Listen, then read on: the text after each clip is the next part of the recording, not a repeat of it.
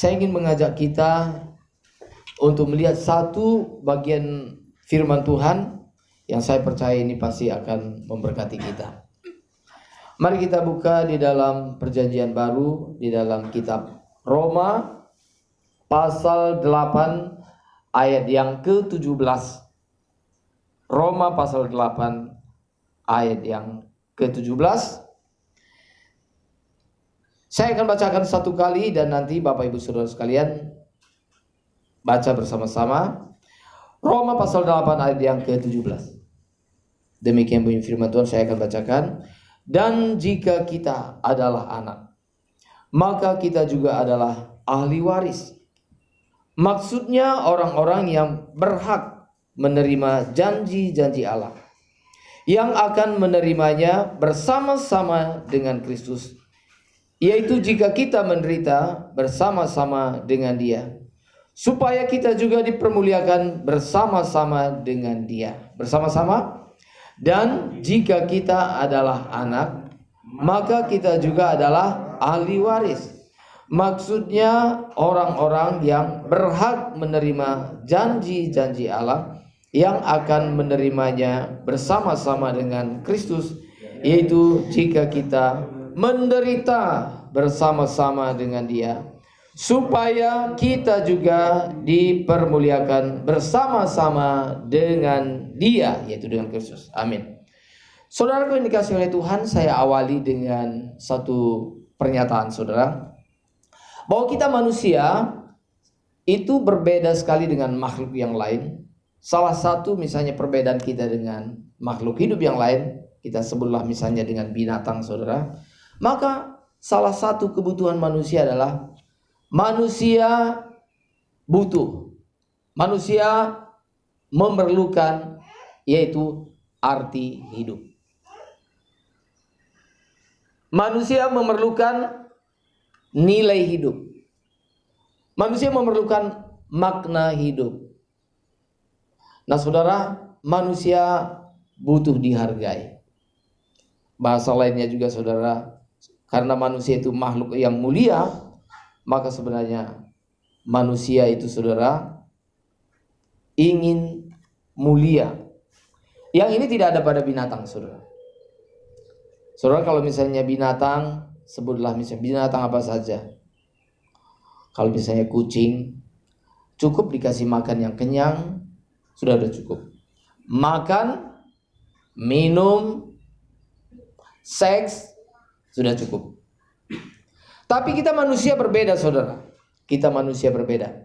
Andai kata saudara dilimpahi dengan kelimpahan materi, uang saudara banyak, makan saudara yang enak cukup, dan itu tidak cukup. Maka salah satu yang kita butuhkan adalah kita memerlukan nilai, atau kita memerlukan arti daripada hidup itu tadi saudara. Saudara kalau kita lihat dalam Alkitab ini tadi saudara, maka satu hal yang harus kita tahu. Nah, ini sebenarnya kerinduan Tuhan bagi kita, yaitu di dalam Roma pasal 8 ayat 17 tadi, di bagian yang terakhir tadi. Nah, ini harus benar-benar kita mengerti saudara. Jangan saudara pulang dari gereja ini kalau saudara tidak mengerti hal ini.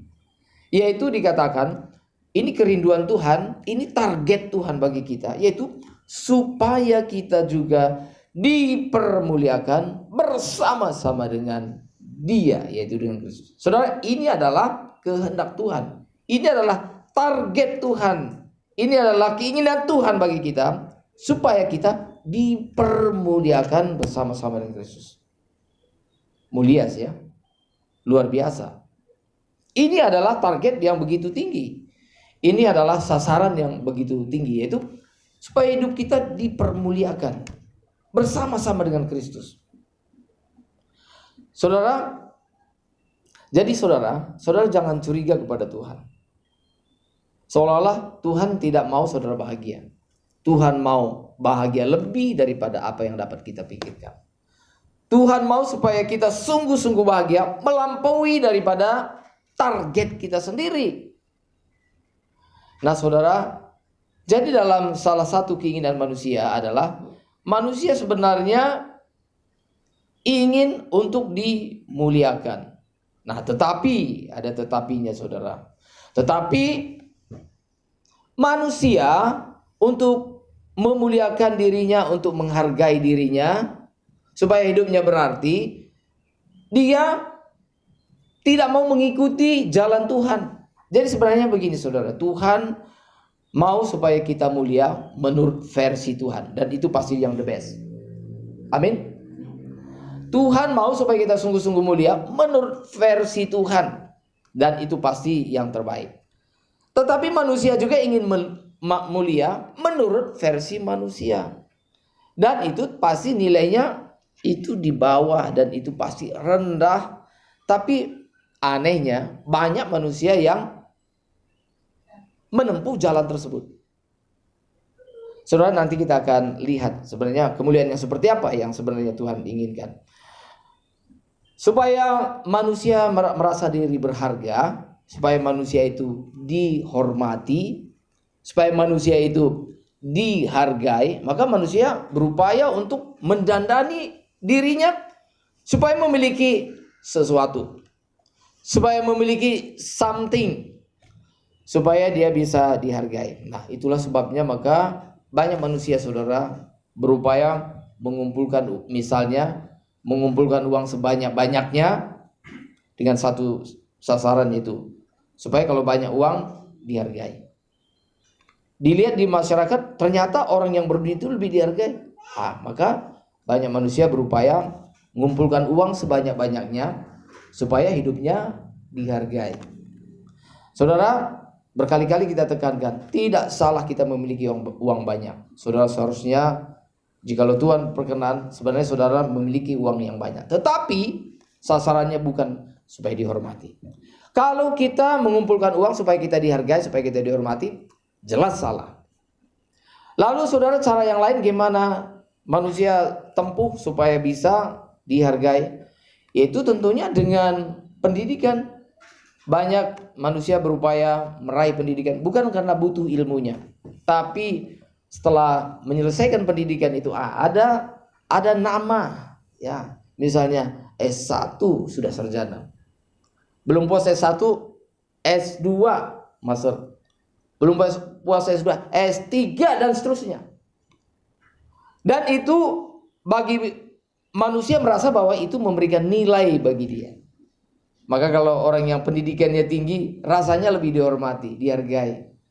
Rasanya ini orang pintar, dihargai. Mereka punya sesuatu. Jadi saudara bisa lihat manusia berupaya, misalnya dengan uang yang banyak, dengan gelar, bisa juga dengan pangkat, saudara.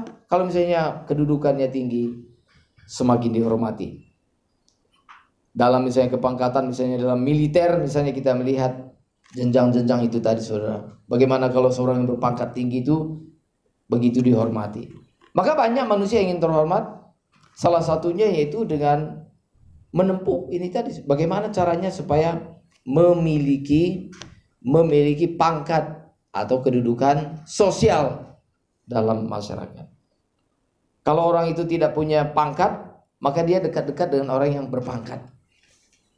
Nah, makanya kan ada dalam tentara itu misalnya ada brigjen, maijen, letjen, tapi dia tajen, tetangga jenderal, gitu ya. Dia pun merasa, wah saya tetangga jenderal itu. Dia merasa bahwa dia nilainya naik. Apalagi, wah saya dekat dengan jenderal itu. Saya tajen, saya temannya jenderal itu. Waduh. Kalau misalnya dekat misalnya dengan kolonel misalnya, waduh dia gagah gitu ya berjalan. Mengapa? Karena dia berjalan bersama kolonel dan dia merasa wah kolonel ini bisa menjadi sesuatu bagi dia. Manusia berupaya memberi nilai dalam diri mereka dengan itu tadi. Lalu juga dengan apa? Bisa juga dengan kecantikan. Ada orang yang merawat dirinya sedemikian supaya cantik. Kalau cantik dihargai. Kalau jelek kurang dihargai, apalagi kalau sangat jelek nggak dihargai, gitu ya. Maka banyak orang yang ingin cantik secantik-cantiknya supaya orang terkagum-kagum melihat dia gitu, berdecak kagum gitu ya.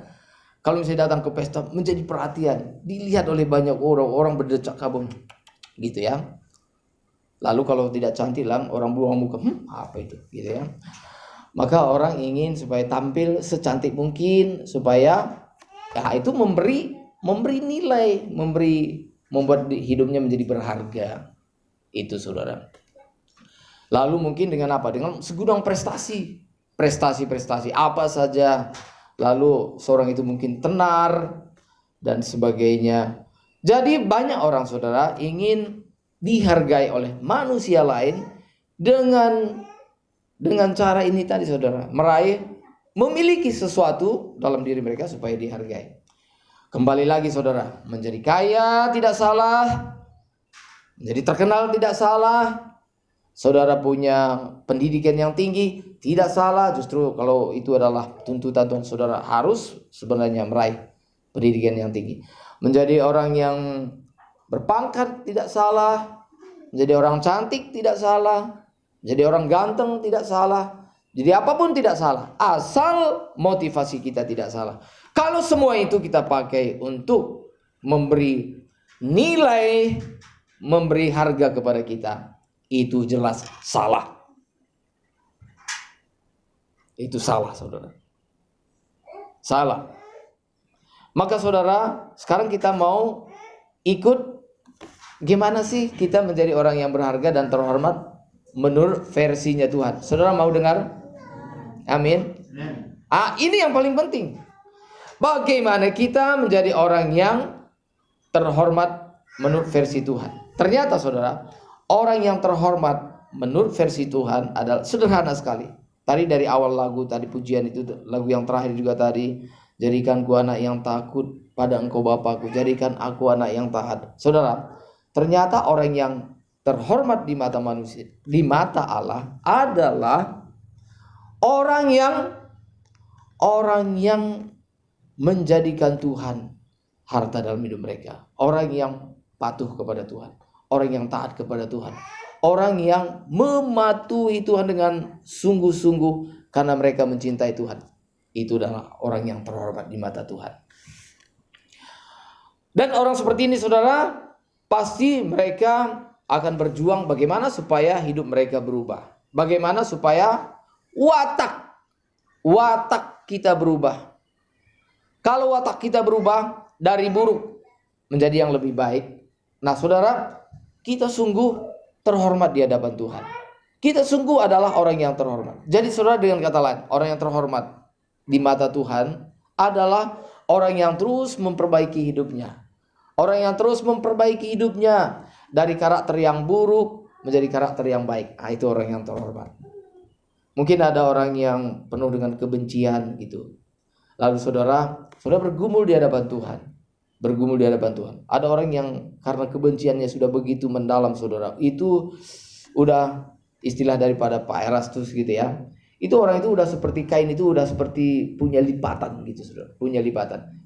Saya dulu waktu muda pernah nyetrika gitu ya. Jadi punya lipatan baru gitu. Jadi kalau celana itu kalau lipatannya 2 kan jelek gitu ya. Nah, untung kalau lipatan yang asing itu langsung kita tahu, itu gampang menghilangkannya. Caranya apa? Di setrika lagi gitu ya, supaya lipatannya hanya 1. Tapi saudara bayangkan, kalau misalnya saudara punya baju, itu lipatan yang salah itu udah lama, udah berapa kali, udah puluhan kali saudara setrika begitu. Lama-lama lipatannya itu sudah tidak bisa lagi diperbaiki saudara. Sudah tidak bisa diperbaiki. Apalagi kalau disetrika hanya sekali 2 kali. Sesungguhnya kita juga sebenarnya saudara, kalau jujur, tapi kalau nggak jujur memang ya, kita masing-masing punya lipatan-lipatan dalam hidup kita. Lipatan itu bisa misalnya itu tadi, seperti kebencian atau kesombongan. Orang yang sudah lama hidup dalam kesombongan, kesombongan itu betul-betul sudah menjadi gaya hidup. Ya, kalau tidak digosok oleh firman Tuhan, ntar balik lagi saudara. Atau misalnya ada orang yang iri hati. Waduh, ada orang yang mudah sekali iri hati gitu ya. Nah, itu menjadi satu lipatan yang sudah menjadi begitu keras.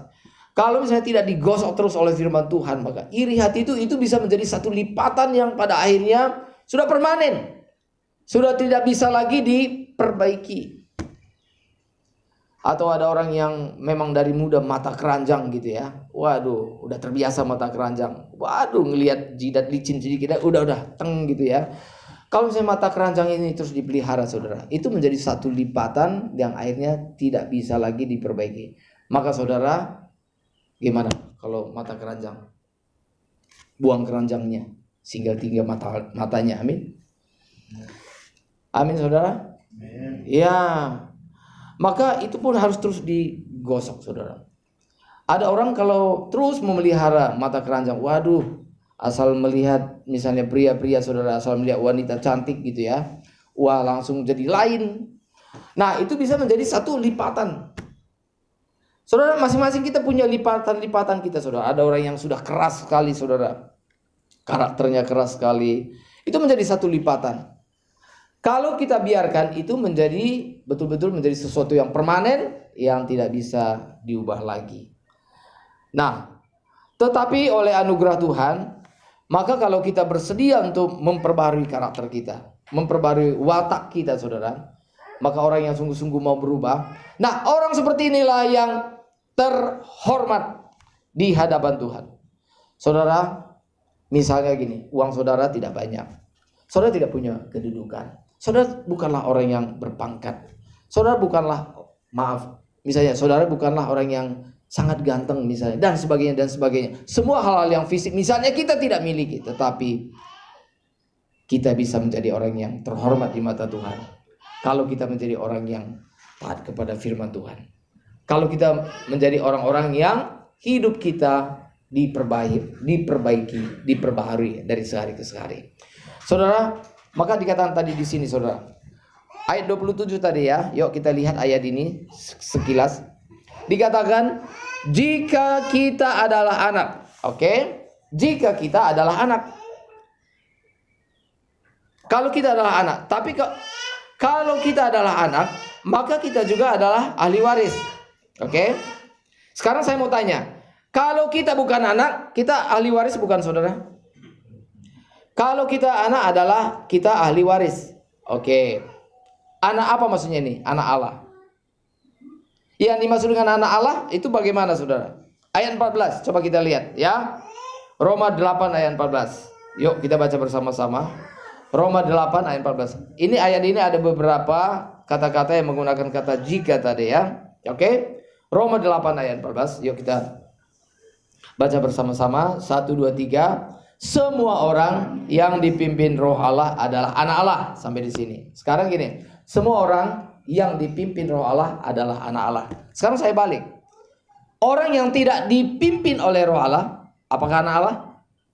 Tidak anak Allah. Maka ayat 17 tadi, jika kita adalah anak Allah, kita adalah ahli waris. Kalau kita tidak anak Allah, kita bukan ahli waris. Jadi semua orang yang dipimpin oleh Roh Allah, mereka adalah anak Allah. Dan kalau mereka adalah anak Allah, mereka adalah ahli waris. Nah saudara, maksudnya orang-orang yang berhak menerima janji-janji Allah yang akan menerimanya bersama-sama dengan Kristus, yaitu jika kita menderita bersama-sama dengan Dia. Oke, sampai di sini dulu saudara ya. Maka dikatakan di sini saudara, kalau kita adalah anak Allah adalah orang yang dipimpin oleh Roh Allah. Kalau hidup kita dipimpin oleh Roh Allah, maka kita adalah anak Allah. Bukan hanya status kita saja sebagai anak Allah, tapi keberadaan kita adalah anak Allah. Jangan hanya status saja, tapi kelakuan kita tidak seperti anak Allah. Maka yang Tuhan mau adalah status kita anak Allah dan keberadaan kita juga anak Allah. Nah, orang seperti inilah yang dikatakan oleh firman Tuhan. Kalau kita adalah anak Allah, keberadaan kita adalah anak Allah, maka kita adalah ahli waris. Maka di sini kita melihat bahwa saudara, surga yang Tuhan janjikan bagi kita, langit baru, bumi baru yang Tuhan janjikan bagi kita, pertama-tama itu adalah memang bukan karena hasil, bukan karena jasa kita saudara, tapi semata-mata karena pemberian Tuhan. Maka dikatakan waris, diwariskan kepada kita. Bukan karena kita perjuangkan, bukan karena kerja keras kita. Itu yang pertama yang harus kita ingat, bahwa bahwa surga itu memang diwariskan kepada kita yang mempercayakan hidup kepada Tuhan Yesus Kristus saudara. Maka dikatakan di sini saudara, bahwa kalau kita adalah anak, maka kita ada ahli waris. yaitu orang-orang yang berhak menerima janji-janji Allah. Saudaraku yang dikasihi oleh Tuhan, ini luar biasa. Saudara, sekarang gini, apa sih yang Tuhan wariskan bagi kita? Apa yang Allah wariskan bagi kita? Saudara, satu hal yang menarik saudara, kalau saudara lihat di perjanjian lama saudara. Sekarang saya mau tanya dulu kepada saudara. Bangsa Israel terdiri dari 12 suku. 12 suku.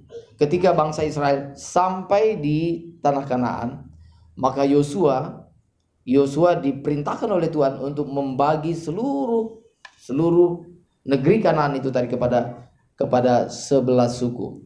Ada satu suku yang tidak mendapat milik pusaka. Saudara tahu suku apa itu saudara yang tidak mendapat milik pusaka dari Tuhan? Ada yang tahu suku apa saudara yang tidak? Ya, suku Lewi. Saudara, ada satu hal yang indah yang Tuhan janjikan kepada Lewi di dalam Bilangan 18 ayat 20. Saya akan bacakan buat saudara. Ya, Tuhan berfirman kepada Harun, di negeri mereka Harun ini adalah pemimpin suku Lewi. Jadi semua suku-suku yang lain dapat milik pusaka, tetapi suku Lewi tidak dapat. Lalu Tuhan berkata kepada Harun, dia bilang begini, Tuhan berkata kepada Harun yang adalah pemimpin suku Lewi itu tadi. Harun itu adalah kakak daripada abang daripada Musa, gitu ya. Tuhan berfirman kepada Harun, di negeri mereka engkau tidak akan mendapat milik pusaka dan tidak akan beroleh bagian di tengah-tengah mereka. Oke, sampai di sini ini berita baik atau berita buruk, saudara? Engkau tidak mendapat milik pusaka. Ini kabar baik atau buruk? Nah, misalnya orang tua berkata kepada saudara, misalnya dia panggil, katakanlah saudara salah satu dari anak orang tua, dia bilang, misalnya anakku, ya, kamu tidak mendapat warisan dari papa atau mama kamu. Ya, sampai di situ rasanya kabar buruk ya Pak Robi ya. Aduh, kenapa nggak dapat begitu ya? Kabar buruk ya kalau seperti itu ya. Pak Fano, itu kabar buruk ya kalau orang tua berkata engkau tidak mendapat warisan, gitu ya. Kabar buruk. Tetapi ini belum selesai kalimat Tuhan. Engkau tidak beroleh bagian di tengah-tengah mereka. Lalu Tuhan mengatakan, kalau begitu bagian mereka apa? Tuhan berkata, akulah bagianmu dan milik pusakamu di tengah-tengah orang Israel. Tuhan berkata, aku sendiri yang menjadi bagianmu dan milik pusakamu. Tuhan berkata, kamu tidak mendapat pusaka, kamu tidak mendapat tanah. Lalu Harun mengatakan, kalau gitu kami dapat apa? Tuhan mengatakan, aku yang menjadi bagianmu. Saudara pilih mana saudara? Mendapat Tuhan atau mendapat tanahnya Tuhan? Enggak tahu menjawab. Halo. Saudara pilih mana? Saudara mendapat tanah yang adalah punya Tuhan atau mendapat Tuhan sendiri? Mendapat Tuhan sendiri. Kalau ini pun saudara nggak dapat jawab, memang saudara betul-betul sedang kesurupan, gitu ya. Saudaraku yang kasih oleh Tuhan, kita adalah imam-imam secara rohani. Maka hari ini pun Tuhan berkata, akulah yang menjadi bagianmu. Aku adalah milikmu. Aku adalah warisanmu. Amin. Beri tepuk tangan bagi Tuhan saudara. Amin. Ini adalah janji Tuhan bagi kita saudara. Tuhan adalah bagian kita. Waduh saudara, saya waktu membaca ayat ini, hati saya sangat bergetar sekali. Apa sih yang lebih indah daripada memiliki Tuhan sendiri? Kalau memiliki Tuhan sendiri, hati saudara tidak berdebar, ini masalah. Tapi kalau ketika Tuhan berkata, dia berkata, kamu tidak dapat milik pusaka, tapi akulah milik pusakamu. Aku adalah bagian. Luar biasa saudara. Waduh, luar biasa. Saya mengatakan bahwa sebenarnya suku Lewi itu saudara, sebenarnya lebih beruntung daripada suku yang lain. Lebih beruntung daripada suku yang lain. Saudara, kalau misalnya kita berbicara sedikit tentang persepuluhan, saya bukan sedang mengajak saudara memberikan persepuluhan ya. Ini persepuluhan versi yang benar nih, perjanjian lama. Bangsa Israel itu tadi saudara, itu ada 12 suku. Maka setiap suku itu tadi, mereka yang mempunyai pusaka itu tadi saudara, setiap kali mereka semua penghasilan mereka, maka 10% itu diberikan kepada siapa? Kepada suku Lewi. Satu suku diberikan, saudara, bukan pada satu orang. Jadi setiap suku memberikan 10% kepada suku Lewi. Ada berapa suku yang memberikan kepada suku Lewi, saudara? Yaitu ada 11 suku. Jadi yang diterima oleh suku Lewi berapa? 110%. Nah, saudara, yang diterima oleh suku-suku yang lain berapa? 100%. Tetapi yang diterima oleh suku Lewi berapa? 110%. Padahal Lewi tidak punya milik pusaka. Dengan kata lain, saudara, saya tidak mau perpanjang bagian ini. Dengan kata lain, pemeliharaan Tuhan itu lebih utama daripada cara hidup, daripada pertimbangan-pertimbangan manusia. Yang setuju katakan amin. Amin, saudara. Itulah kalau Tuhan mengatakan, aku adalah milik pusakamu. Berarti Tuhan memelihara kita. Tuhan hadir di tengah-tengah kita. Maka saudara, dalam Wahyu saudara dikatakan bahwa pada akhirnya orang-orang yang berkemenangan itu tadi, saudara, dikatakan, lihat, kemah Allah ada di tengah-tengah manusia, dan dia akan diam bersama-sama dengan mereka. Mereka akan menjadi umatnya, dan ia akan menjadi Allah mereka. Saudara, itulah warisan yang Tuhan janjikan kepada kita, anak-anaknya, yaitu kita mewarisi, kita memiliki Allah dan menikmati Allah selama-lamanya. Dan itulah berkat yang terbesar dalam hidup kita. Semua yang saudara miliki, saudara tidak akan nikmati selama-lamanya. Rumah yang saudara tempati, saudara tidak akan nikmati selama-lamanya. Saudara hanya tempati sementara, tapi saudara tidak akan nikmati selama-lamanya. Kendaraan yang saudara miliki, saudara hanya nikmati sebentar saja. Setelah itu kendaraannya rusak, kendaraannya mogok, atau kendaraannya akhirnya menjadi mungkin tak hilang dan sebagainya. Sebentar saja yang kita miliki. Semua yang ada pada kita yang bersifat materi itu kita miliki dan kita nikmati hanya sementara saja. Tetapi Tuhan adalah harta kita yang sesungguhnya, yang tinggal di tengah-tengah kita dan akan kita nikmati selama-lamanya. Maka dikatakan orang yang akan memperoleh ini tadi, saudara, adalah orang yang bagaimana, saudara? Yang akan menerima upah yang sedemikian besar ini. Yaitu dikatakan orang yang bersedia menderita bersama-sama dengan Kristus. Dengan kata lain, saudara, no crown without cross. Tidak ada mahkota tanpa ada salib.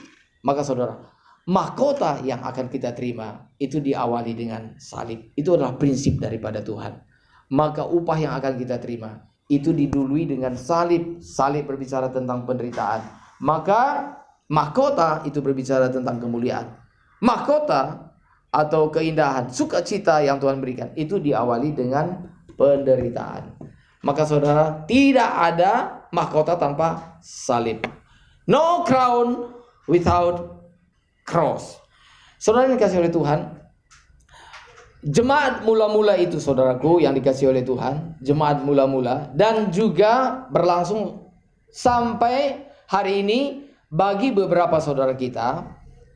Sekali lagi, jemaat mula-mula dan sampai hari ini berlaku bagi beberapa saudara-saudara kita, memang hidup dalam penderitaan.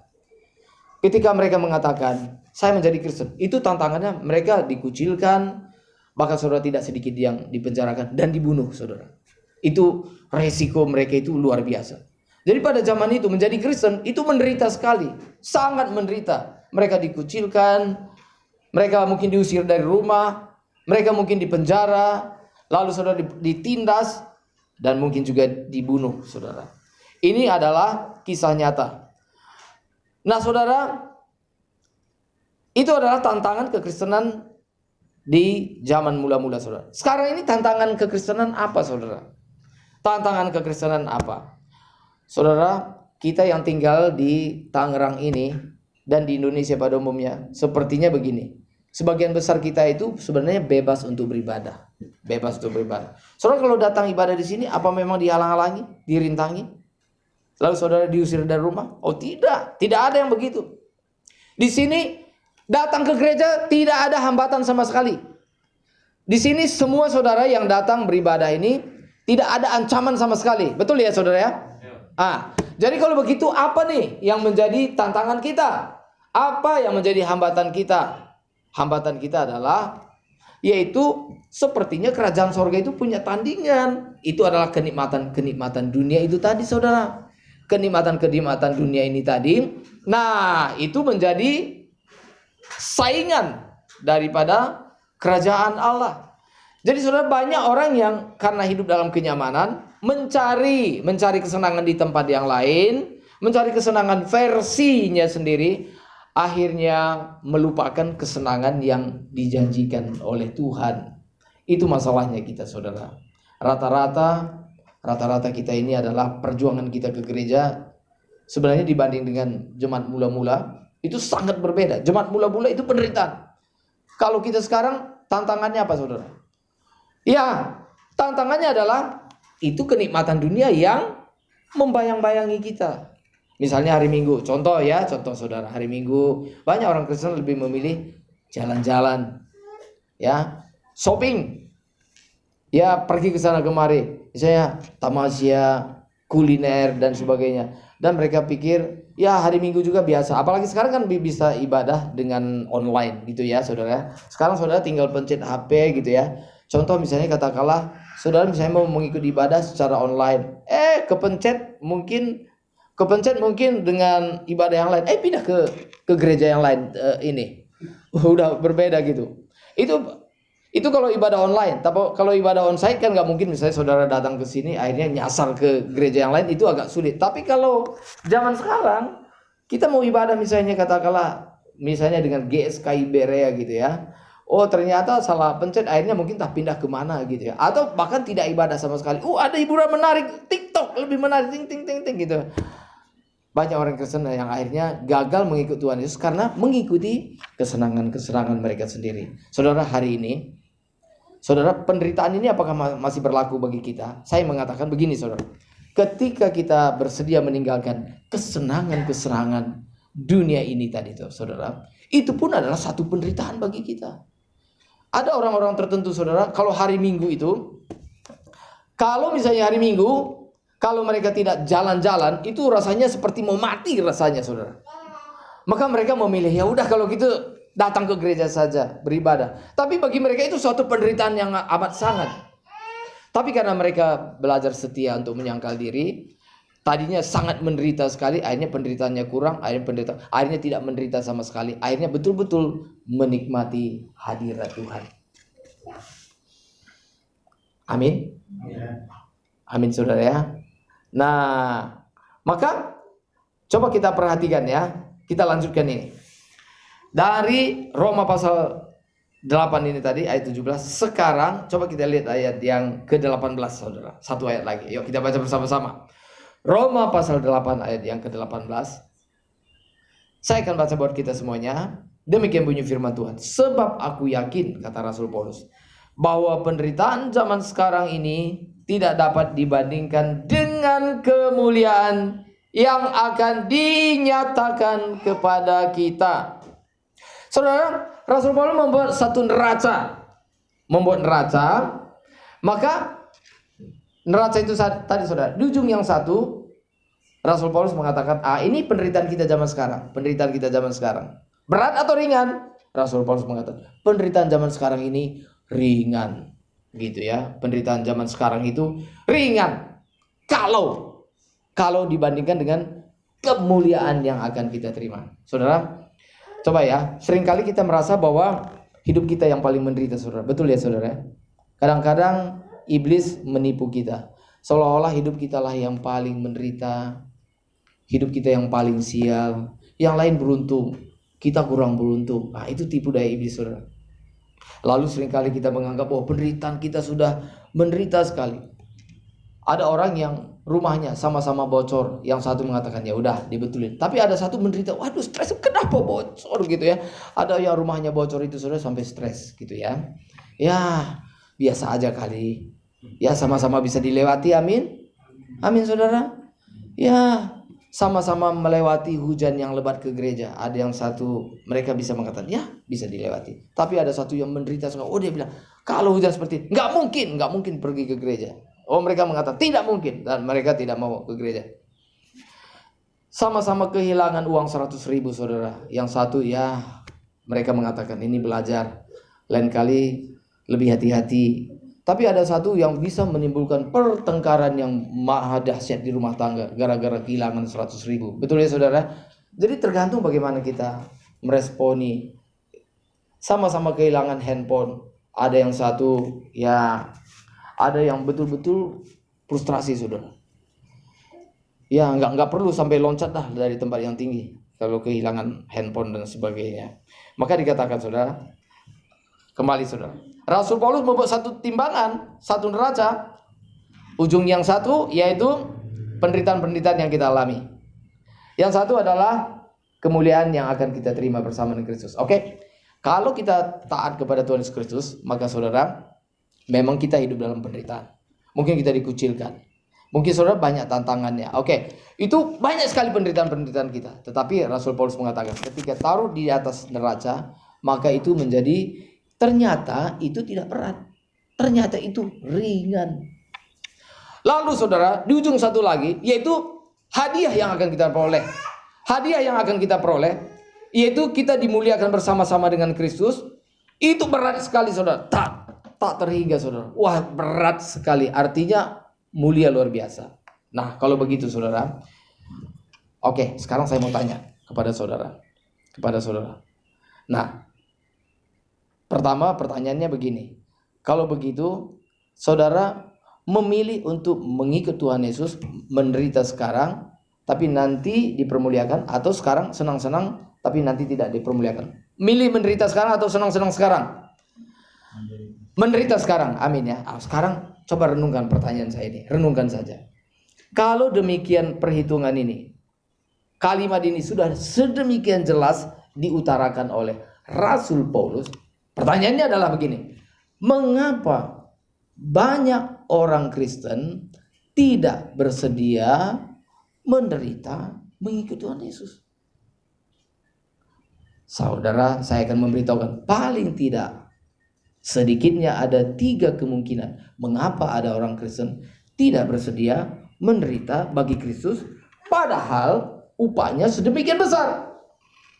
Kemungkinan pertama adalah 1, yaitu memang orang tersebut tidak percaya kepada Tuhan Yesus. Sekalipun datang ke gereja, sebenarnya hatinya tidak percaya. Apaan itu? Dia tidak percaya. Sebenarnya orang yang tidak percaya kepada Tuhan berarti dia meragukan janji Tuhan. Dan orang yang meragukan janji Tuhan, sebenarnya kita sedang menghina Tuhan, saudara. Jangankan Tuhan, saudara. Misalnya begini, saudara.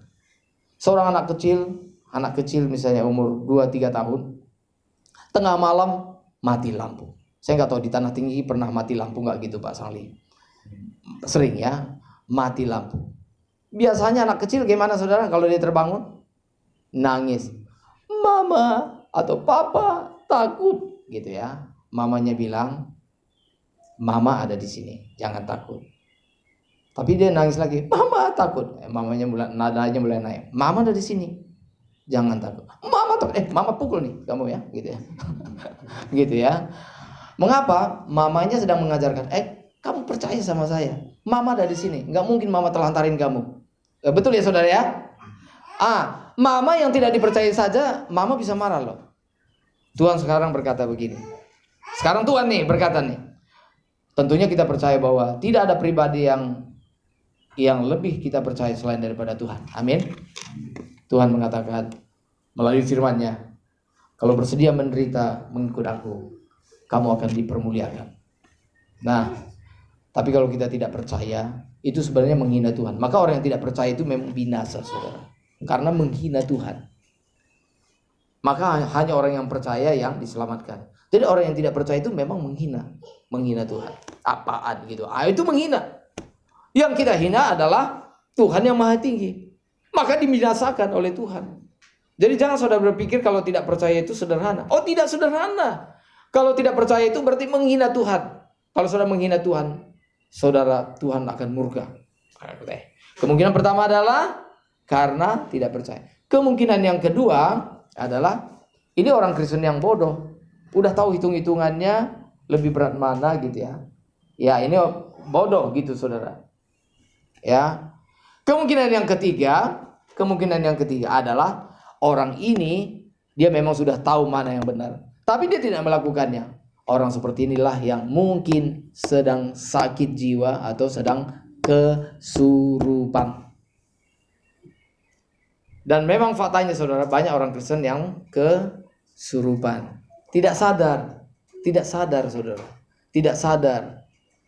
Ya, sedang sakit jiwa. Jangan saudara berpikir bahwa orang yang sakit jiwa itu adalah orang yang ya tidur di tanah lapang, orang yang tidak berpakaian, itu memang sakit jiwa. Tapi sebenarnya orang Kristen saudara.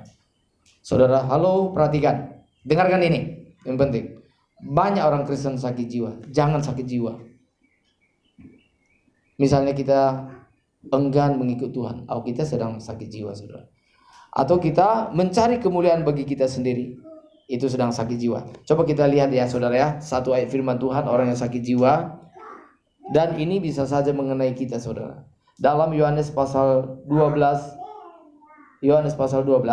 ayat 43, ini orang sakit jiwa. Ya. Yohanes pasal 12 ayat 43. Ya. Mulai dari ayat 42 sampai dengan 43. Yohanes pasal 12 ayat 42 dan 43. Saya akan bacakan. Namun banyak juga di antara pemimpin yang percaya kepadanya, tetapi oleh karena orang-orang Farisi, mereka tidak mengakuinya berterus terang, supaya mereka jangan dikucilkan. Ayat 43 bersama-sama. Sebab mereka lebih suka akan kehormatan manusia daripada kehormatan Allah. Ini beberapa orang saudara pada zaman Tuhan Yesus hidup, maksudnya pada waktu Tuhan Yesus ada di dunia ini, maksudnya. Maka saudara pada zaman itu ada beberapa orang yang mereka sebenarnya sudah percaya kepada Tuhan Yesus, tapi mereka tidak mau berterus terang. Mengapa? Sebab kalau mereka berterus terang, mereka akan berhadapan dengan orang Farisi. Orang Farisi itu nanti akan mencela mereka. Dan mereka tidak siap untuk dicela. Karena mereka tidak siap untuk dicela, maka mereka lebih memilih untuk tidak usah percaya kepada Tuhan Yesus. Sebab mereka lebih suka dihormati manusia daripada dihormati oleh Tuhan Allah sendiri. Ini orang yang sakit jiwa saudara. Ini orang yang sakit jiwa. Kita juga begitu saudaraku yang dikasihi oleh Tuhan. Kalau kita tidak mencari kehormatan daripada Allah, sesungguhnya kita sedang sakit jiwa. Kita sedang kesurupan saudara. Nah hari ini mari kita sadar. Kita sadar saudara. Mari kita minta kepada Tuhan. Tuhan sadarkan aku terus. Supaya sesungguhnya kemuliaan yang Tuhan sediakan itu sungguh luar biasa. Itu seharusnya kita kejar. Itu seharusnya kita kejar saudara. Itu seharusnya kita raih. Jangan sampai lepas. Nah itu baru kita sadar saudaraku yang dikasihi oleh Tuhan. Kalau saudara merasa bahwa masuk gereja dengan tidak masuk gereja sama, kesurupan juga saudara. Yang setuju katakan amin. Siapa yang mengatakan masuk gereja dengan tidak masuk gereja sama saja? Kesurupan orang seperti ini. Orang yang masuk gereja dan tidak masuk gereja beda. Kalau bilang sama saja, udah kesurupan saudara. Sadar bahwa lalu setia ikut Tuhan dengan tidak setia juga sama saja. Ini kesurupan lagi saudara. Ini lebih parah lagi. Orang yang setia itu sekalipun sepertinya mungkin hidupnya susah, tapi pasti akan diberkati oleh Tuhan. Amin. Kita buka satu ayat firman Tuhan lagi saudara. Ini mungkin ayat yang terakhir, yaitu di dalam Lukas, ya. Lukas pasal 16. Lukas pasal 16 saudara. Ini ayat yang terakhir. Lukas pasal 16 ayat yang ke-15. Ini supaya kita renungkan dengan betul-betul kita renungkan saudara, supaya kita tidak menjadi orang Kristen yang sakit jiwa, tapi kita terus menjadi lebih waras di hadapan Tuhan. Lukas 16 ayat 15. Yuk kita baca bersama-sama. 1, 2, 3. Lalu ia berkata kepada mereka, kamu membenarkan diri di hadapan orang, tetapi Allah mengetahui hatimu. Sebab apa yang dikagumi manusia dibenci oleh Allah. Saudara, ini adalah teguran keras bagi orang yang lebih mencari hormat daripada manusia. Banyak orang saudara, mereka lebih mencari hormat daripada manusia itu tadi. Itu bagaimana supaya mereka dikagumi, bagaimana mereka supaya dihormati. Tapi dihormati oleh manusia, tapi tidak dihormati oleh Tuhan. Nah, salah satu yang ditentang oleh Tuhan Yesus adalah pada masa itu memang adalah orang-orang yang munafik. Pada masa itu ada beberapa orang yang mereka berlaku seolah-olah bahwa mereka orang baik, sehingga orang mengatakan, "Ih, kamu baik ya. Ini hebat. Waduh, dia itu orang baik." Dan dia bangga disebut sebagai orang baik. Dan firman Tuhan mengatakan, kamu dihormati oleh manusia, tapi Tuhan benci kepada perlakuan seperti ini. Atau dalam terjemahan lain saudara, dalam terjemahan Inggris dikatakan abomination, itu artinya kekejian di hadapan Tuhan. Mungkin ini kemuliaan di hadapan manusia, tapi itu adalah kekejian di hadapan Tuhan. Jadi begini saudaraku yang dikasihi oleh Tuhan. Kalau kita mencari hormat dari manusia, tapi kita mengabaikan kehormatan daripada Tuhan Allah, itu adalah kekejian di hadapan Tuhan Allah. Contoh begini saudara, seringkali harus dikasih contoh supaya jelas. Misalnya gini. Contoh misalnya saudara mau berangkat ke gereja. Kalau saudara mau berangkat ke gereja, mau mendengarkan firman Tuhan, mau bersekutu, itu kira-kira Tuhan senang nggak saudara? Senang ya, amin. Tapi ada orang yang tidak senang, dia bilang, lu nggak usah ke gereja deh, kita makan aja ke sana, gitu ya. Kalau kamu teman baik gua, kita sama-sama. Udah itu kita jalan-jalan, muter-muter, udah itu muter-muter, kita menikmati ini. Nah, maka ada orang yang tidak bersedia apa saudara? Banyak orang yang tidak bersedia untuk dibenci oleh manusia, daripada dia nggak suka kepada saya. Udah ikuti saja. Kalau hari Minggu mah kapan aja, nanti juga akan ada terus. Gitu saudara. Maka demi menyenangkan hati manusia, mereka bilang ya oke deh. Lalu dia mengatakan, kamu teman yang baik, kamu sahabat yang baik. Manusia memberikan acungan jempol, tapi Tuhan mengatakan, kamu bukan sahabat yang baik, kamu jahat, aku benci, gitu ya, kira-kira begitu saudara. Maka hari ini saudara, kita disuruh oleh Tuhan untuk memilih apakah kita bersedih, apakah kita mencari kehormatan manusia atau kehormatan Allah. Saya ingin mengatakan, carilah kehormatan Allah. Saudara, kalau saudara mencari kehormatan Allah, sekalipun tidak dihargai oleh manusia, tidak masalah. Yang penting Tuhan menghargai saudara. Cari kehormatan Allah, amin.